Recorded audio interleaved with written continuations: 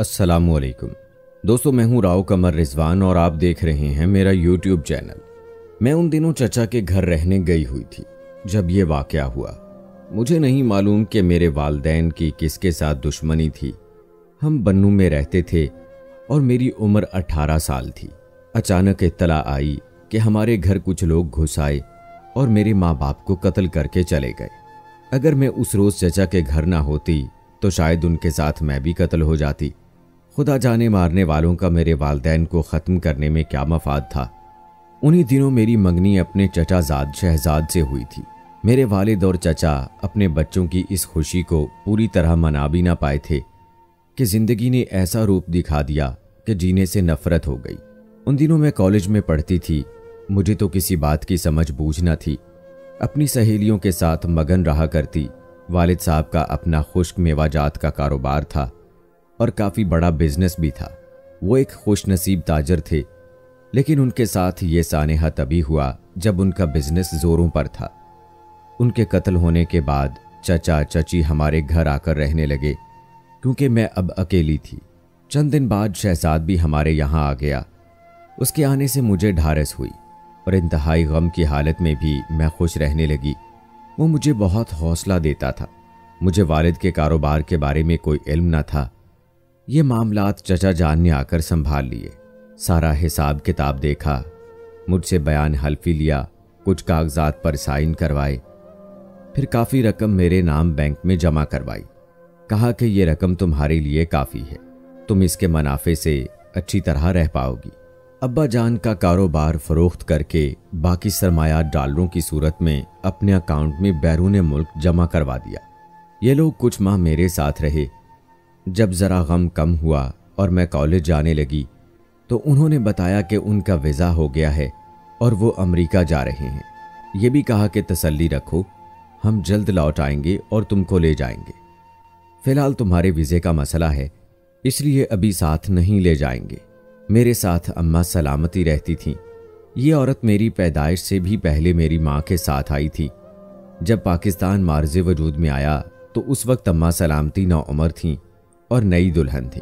तभी उनके शौहर और सारा कुनबा फसादात में मारे गए। ये वाहिद हस्ती जिंदा बची तो एक कैंप से मेरे वालिदैन उनको अपने साथ ले आए। उन दिनों मेरे वालिद और अम्मी जान लाहौर में मुहाजिरीन के कैंपों में रज़ाकाराना रफ़ाही काम करते थे। मैंने कभी दुख नहीं देखे थे। वालिदैन के बाद पहली बार मैं गम से आशना हुई। दिल इस गम को सहार नहीं पा रहा था कि चचा चची ने भी अमेरिका जाने का मजदा सुना दिया। मेरा दिल बैठ गया। ये मेरे अपने थे जो इस गम में मुझे तन्हा छोड़कर जा रहे थे।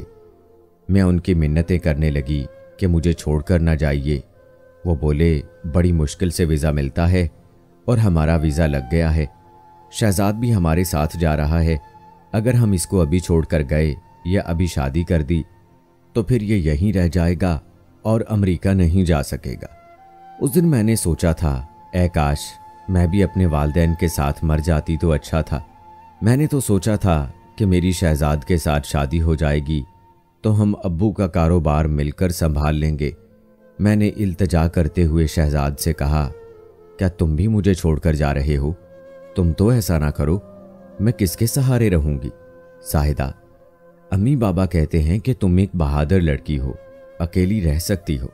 अम्मा सलामती के अलावा बाबा इनायत भी तुम्हारे वालिदैन के पुराने मुलाजमों में से हैं। वो तुम्हारे साथ रहेंगे। हम जल्द चक्कर लगाएंगे, घबराओ नहीं। थोड़े दिनों की बात है, तब तक तुम तालीम मुकम्मल कर लोगी।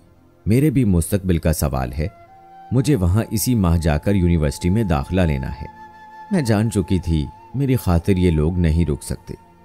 मेरी जगह अगर उनकी अपनी बेटी होती तो रुक जाते। मेरे वालिदैन का कत्ल हुआ था और ये मामूली बात ना थी। मुझे भी हरदम खौफ रहता था कि जो उनको कत्ल कर गए हैं मुझे भी तो कत्ल कर सकते हैं। लेकिन ये लोग मेरे खौफ को नहीं समझ पा रहे थे। वो अच्छे और खूबसूरत अल्फाज में तरह तरह की तसल्लियां दे रहे थे। बिलाखिर मैंने उनके जाने पर समझौता कर लिया। जिस दिन वो जा रहे थे मैं बुरी तरह रो रही थी। एक बार फिर मैंने शहजाद से कहा, मैं अकेली नहीं रह सकती, तुम मत जाओ, मेरी खातिर रह जाओ। आप सब लोगों के चले जाने के बाद मुझे इस घर में बहुत डर लगेगा। उसने कहा, जब मैं कुछ दिनों बाद आऊँगा तो इस घर को बेच देंगे और नया घर ले दूंगा। अभी इतना वक्त नहीं है कि मकान के बिकने का इंतज़ार करें, इसमें वक्त लगता है। जाहिदा, यकीन रखो मैं जल्द जल्द चक्कर लगाऊंगा और अमेरिका से तुमको बाकायदगी से ख़त लिखा करूंगा।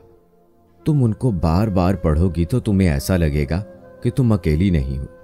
मैं यहाँ तुम्हारे साथ हूँ और ख़त के ज़रिए बातें कर रहा हूँ। वो मुझे मीठी मीठी तसल्लियाँ देकर चले गए। 2 माह गुजर गए और उन्होंने मुझे सिर्फ एक फ़ोन किया, कोई ख़त वगैरह नहीं लिखा। मैं इंतज़ार करती रही। उन दिनों मेरी सहेली फजीला ने मेरा बड़ा साथ दिया। उसका घर हमारे बराबर था। वो रोज़ रात को आ जाती और मेरे कमरे में सोती। सुबह हम इकट्ठे कॉलेज जाती। रफ्ता रफ्ता फजीला की वजह से मेरा ध्यान पढ़ाई में लग गया। अम्मी मुझको डॉक्टर बनाना चाहती थीं, ये उनका ख्वाब था, या फिर एक बड़ी और बाअसर अफसर बनूं। मैंने भी अपनी वालिदा के ख्वाब की खातिर पढ़ाई में दिल लगा लिया। CSS तो ना कर सकी, मगर वकालत का इम्तिहान पास कर लिया। फजीला ना होती तो शायद मैं ये भी ना कर पाती। उसने तो मेरा इतना ख्याल किया कि मैं वालिदैन के गम को भी भुलाने लगी। उन्हीं दिनों उसकी वालिदा का इंतकाल हो गया तो हम दोनों एक जैसे हो गए। सारा दिन साथ गुजरता, घंटों बैठकर बातें करते। कहीं जाना होता तो साथ जाते। कॉलेज में लड़कियां सवाल करती, क्या तुम बहनें हो? हम जवाब देते कि हाँ, हम बहनें हैं। एक दिन फजीला ने यह कहकर उम्मीद पर बिजली गिरा दी कि वो अपने भाई के पास अमेरिका जा रही है। मैंने अफसुर्दा होकर कहा, तो फिर मेरा क्या बनेगा? प्यारी बहन, तुम तो मुझको तन्हा छोड़कर ना जाओ। मैंने उसकी मिन्नत की। वो भी वही बातें कहने लगी जो चाची और शहजाद अमेरिका जाते वक्त मुझसे कह रहे थे। खूबसूरत और तसव्वुराती तसल्लियाँ। मैं जल्दी लौट आऊँगी, अब्बू को चांस मिला है और भाई ने सारा इंतज़ाम कर लिया है। जाते ही तुमको फ़ोन करूँगी और ख़त भी लिखूँगी। फजीला, सब कहते हैं कि अमेरिका एक बेवफा मुल्क है, जो वहाँ जाता है वहीं का होकर रह जाता है। मैंने रोकर इल्तिजा की, मगर उसे जाना था सो वो चली गई। जब वो जा रही थी मैं सोच रही थी, खुदारा अब मैं क्यों कर जिंदा रह पाऊंगी? मेरा ये सहारा भी छिन गया। अब वालिदैन याद आते तो रात को उठकर रोती थी। 3 माह गुजर गए। फजीला का भी ख़त ना आया। वो भी वहाँ जाकर मुझे भूल गई। सिर्फ अम्मा सलामती एक हस्ती थी जो माँ की तरह मेरा ख्याल रखती थी, क्योंकि इस दुनिया में ना तो उनका कोई था और ना मेरा। किसी दिन मैं बग़ैर नाश्ते के कॉलेज चली जाती तो वो परेशान हो जाती। उनको मुझसे सच्ची मोहब्बत थी। उन्होंने मुझको पाला था, गोद में खिलाया था। वो बेआसरा होने का दुख समझती थी। मैं सोचती, अगर मेरे वालिदैन ने अम्मा सलामती को अपने पास पनाह देने की नेकी ना की होती तो आज मैं इतने बड़े घर में अकेली ना रह पाती। सच है, नेकी रायगा नहीं जाती। जो कुछ औलाद करती है वो माँ बाप के काम आए या ना आए, लेकिन जो माँ बाप कर जाते हैं वो नेकियां औलाद के काम ज़रूर आती हैं। काफ़ी दिन ऐसे मायूसी से गुजरे। कॉलेज से आते ही अम्मा सलामती से पूछती, कोई ख़त आया? जवाब नफ़ी में मिलता। बिलाखिर एक रोज़ कॉलेज से लौटी। एक नीला लिफाफा मेरा मुंतज़िर था। ये शहजाद का ख़त था। लिखा था, माफ़ करना, तुमको ख़त लिखने में देर हो गई। यूनिवर्सिटी में दाखिला बड़ी मुश्किल से मिला है, वहाँ मैं मसरूफ़ हो गया था। आज सेमेस्टर पास कर लिया है, बहुत खुश हूँ। आज एहसास हुआ कि शहजाद मुझे नहीं भूला है। बस यहाँ की ज़िंदगी ही ऐसी हो गई है कि वक्त ना मिला होगा। अम्मा ने सुना तो कहा, बेटी 2 रकत नफल शुक्राना पढ़ो। उन्होंने भी शुक्राने के नफल अदा किए। आज मेरे अपने का ख़त मेरे नाम आया था। अब मुझे पता चला कि मुझसे ज़्यादा अम्मा और इनायत बाबा को ख़त का इंतज़ार था। मैं उस वक्त शहजाद को जवाब लिखने बैठ गई।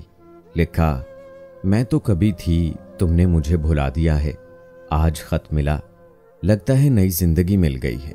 तुम्हारा ख़त लिखना मुझ पर एक एहसान जैसा है कि तुमने वक्त निकाला। फजीला साथ थी तो तन्हाई महसूस ना होती थी। जब से वो अमेरिका गई है उसने भी ख़त नहीं लिखा है। उसे गए 3 माह से ऊपर हो गए हैं। वो भी अपना वादा भूल गई है। तुमको मिले तो उसे वादा याद दिलाना। तुम्हारे जवाब का इंतज़ार रहेगा। ख़त लिखकर मैंने उसी वक्त पोस्ट कर दिया। आज मुझे फजीला शिद्दत से याद आ रही थी। उसके बाद मैंने कभी किसी को सहेली नहीं बनाया। कोई सोच सकता था कि जो लड़की दिन रात मेरे साथ होती थी, मुझको देखे बगैर जो जिंदा ना रह सकती थी, वो मुझे भुला देगी। चाची के साथ फजीला को भी कई खत लिखे, उसने जवाब नहीं दिया था। यूं सालों गुजर गए। एक रोज सुना कि फजीला आई है, दिल के सब जख्म ताज़ा हो गए। शहजाद ने भी जब से गया था सिर्फ 3 खत लिखे थे। फ़ोन भी 1-2 बार आया, फिर उसने फ़ोन ना किया था। मेरी रूह अपनों से मिलने को तरस रही थी। वक्त दबे पांव चलता गया। मैंने वकालत का इम्तिहान पास कर लिया और एक बुजुर्ग वकील के साथ काम शुरू कर दिया। सुबह की गई, रात को घर आती थी। अब मुझ में काफ़ी एतमाद आ चुका था। फजीला पाकिस्तान आई, मगर मुझसे मिलने ना आई। मेरा दिल भर आया। कुछ दिन खुद को रोके रखा, आखिरकार खुद मिलने चली गई। वो मुझको देखकर शर्मिंदा हो गई, जैसे उसने मेरी चोरी की हो। मैंने पूछा, दोस्त क्यों इतनी बेवफा हो गई हो? मुझसे क्या कसूर हुआ है? खत लिखती थी और न फोन करती थी, और अब मिलने भी नहीं आई। उधर मेरे अपनों ने भी मुझे अमेरिका जाकर भुला दिया है, हत्ता कि मेरे मंगेतर ने भी, जिसने मुझे ना भुलाने के वादे किए थे। आखिर ये अमेरिका है क्या चीज, जहां जाकर इंसान बदल जाते हैं, वो सारे रिश्ते तोड़ डालते हैं? क्यों उनके दिल पत्थर जैसे हो जाते हैं? फजीला को लफ्ज़ ही ना मिलते थे कि वो कुछ बताती। कुछ देर तो गूंगी बनी रही। काफी बदल गई थी वो, कुछ मोटी भी हो गई थी। नन्ना सा एक बेटा साथ लाई थी। मैंने कहा कि तुमने शादी कर ली और बताया तक नहीं, कम से कम तुम्हारे लिए शादी का तोहफा ही ले आती। तब उसने महरे लब को तोड़ा और कहने लगी, मेरी हिम्मत ना होती थी, तुमको बताती तो तुम्हें यह जानकर सदमा होता कि मेरी शादी शहजाद से हुई है। तुम्हारी उम्मीदों के सारे चिराग बुझ जाते हैं, लेकिन हकीकत को ज्यादा देर तक छुपाया नहीं जा सकता। अगर उन्होंने तुमको नहीं बताया तो मैं ही बता देती हूं कि जब हम यहां से अमेरिका गए तो तुम्हारे अंकल का पता हमारे पास था। हम उनसे मिले, फिर अब्बू और तुम्हारे चचा ने वहां मिलकर बिजनेस कर लिया। तुम तो जानती हो दयारे गैर में अपनों का कितना सहारा होता है। हम दोनों घराने आपस में साथ साथ हो गए। मैं और शहजाद एक यूनिवर्सिटी में पढ़ने लगे और हम में इसी वजह से कुर्बत हो गई। जल्द ये दोस्ती अज़दवाजी बंधन में बदल गई। बड़ों ने हमारी शादी करा दी, लेकिन हम दोनों को तुम्हारे दुख का शिद्दत से एहसास था। हम जानते थे कि तुम हम दोनों ही का शिद्दत से इंतजार कर रही हो। फिर किसकी हिम्मत थी कि तुमको ये दुख पहुंचाने वाली खबर सुनाता। इस वजह से मैं तुमसे मिलने भी नहीं आ पा रही थी। तुम खुद आ गई, एहसान है तुम्हारा। हम अगर तुम्हारे कसूरवार हैं तो हमको माफ कर दो। तुम वकील बन चुकी हो, वक्त बहुत सा गुजर चुका है, हालात बदल गए हैं। अरसा से तुम्हारे अपनों ने तुमसे राब्ता ना किया, तुम उनसे भी बददिल हो चुकी होगी, मायूस हो गई होगी। शायद दोस्ती से अब तक मायूस ना हुई थी, मगर आज। ये कहते हुए फजीला रोने लगी। मैंने उसके आंसू पूंछे और कहा, दोस्त तुम मेरी मुजरिम नहीं हो, शादी तो किस्मत का खेल है। शहजाद की अगर तुमसे शादी ना होती तो किसी और से कर लेता, क्योंकि मैं उसकी किस्मत में नहीं थी और वो मेरी तकदीर में नहीं था। जिसकी तकदीर में था उसको मिल गया। तुम्हारा बेटा भी बिल्कुल शहजाद जैसा ही लगता है। ये कहकर मैंने उसके बेटे को उठाकर सीने से लगा लिया, दराजी उम्र की दुआ दी। मेरी आंखें छमाछम बरस रही थी अपनी सहेली से मिलने पर, जिसकी बेवफाई ने मुझे दुख भी दिया था। लेकिन अब मैं वकील थी, बाएतमाद हो गई थी और हौसला भी पा लिया था। जिंदगी में आए दिन ऐसे केस नजरों से गुजरते थे। दुनिया तो नाम ही तब्दीलियों का है और इंसान को बदलते देर नहीं लगती। लेकिन दोस्ती मेरे नजदीक एक कदर, एक कीमत रखती थी, जिसका मुझको अब भी पास था। खुदा का शुक्र कि मैंने तालीम पाई थी और मेरे पास किसी शय की कमी भी ना थी। चचा जाते हुए भी मुझे बिल्कुल कंगाल नहीं कर गए थे। वो सब कुछ समेट ले जाते तो भी मैं उनका क्या बिगाड़ लेती। जिन जालिमों ने मेरे वालिदैन को जिंदगी से महरूम किया था, मैंने उनका क्या बिगाड़ दिया।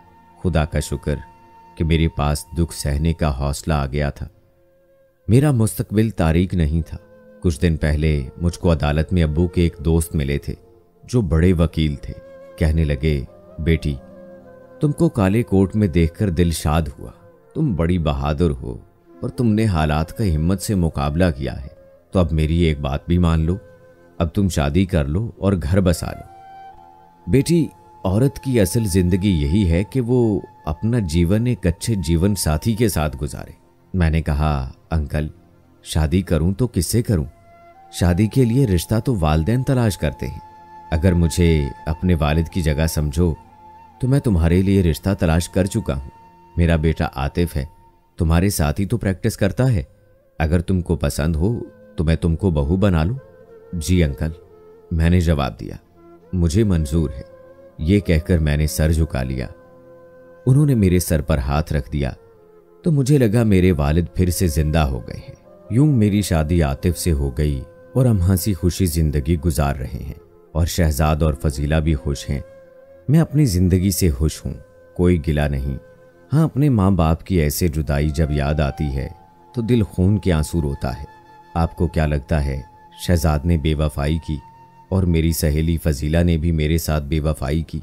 आप क्या कहते हैं? कमेंट बॉक्स में ज़रूर बताएं। मिलते हैं अगली वीडियो में। अल्लाह हाफिज़।